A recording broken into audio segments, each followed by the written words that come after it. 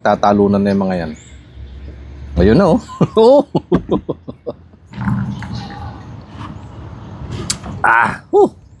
Mapapatalong ka sa sarap dahil tiradang pang-alaksing ko na po. Etong request ni Kanayong Diyos Mendoza. Big shout out Kanayon. Jumping salad nga po. Kaya ito yung sinadya ko sa palengke, yung ganyan maliliit na hipon. Yan po, pumipitik-pitik pa. Sariwan-sariwa. Jumping salad nga po ang tawag dito. Dahil kapag nirekaduhan mo, nandyan pa yung tipong gumagalaw-galaw sila. Ang din natin pwede papakin ng ganyan lang.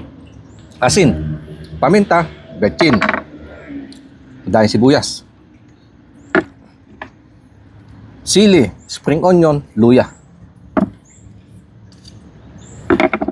Sama-samahin na natin dyan. Kalamansi.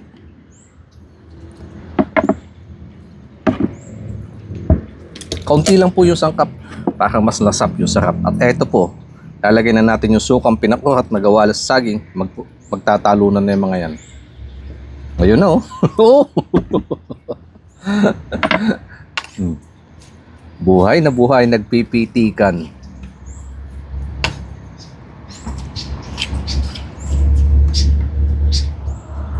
Grabe, ang bango.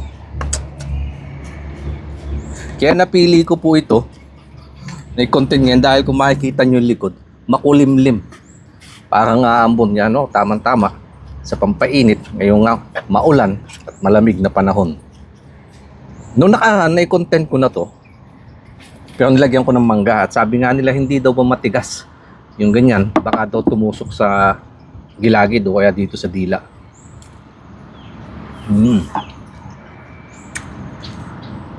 Hindi naman gaano matigas yung balat niya. Kaya-kaya naman durugin ng ngipin. Tsaka kung tatanggalan mo naman po yan ng tilos sa kabalat, baka kailan ka pa matatapos niyan.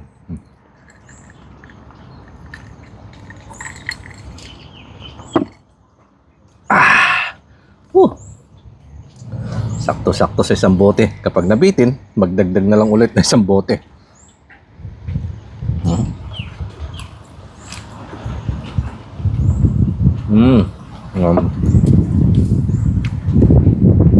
Sarap. Dahil nga po sa riwa, matamis-tamis yung lasa niya kapag pumuputok sa bibig. Samahan mo pa ng asim, no suka, kalamansi, alat, na may anghang, di kumpleto na sa bibig. Kaya kung may request ka din, comment ka lang dyan mga kanayon. Kung available na sangkap, yeah. So, sa'yo naman ang susunod kong gagawa ng video. For now, yan, dito muna tayo kay Kanayong Diyos na jumping salad nga po, version ni Kanayon. Pampainit sa malamig na panahon.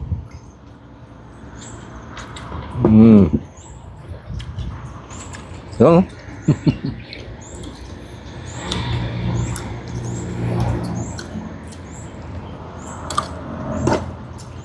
mga talon-talon. Ang sarap. Pamparis dito.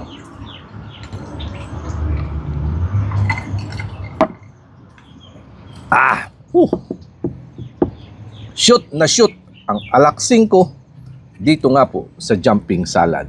Cheers mga kanayon.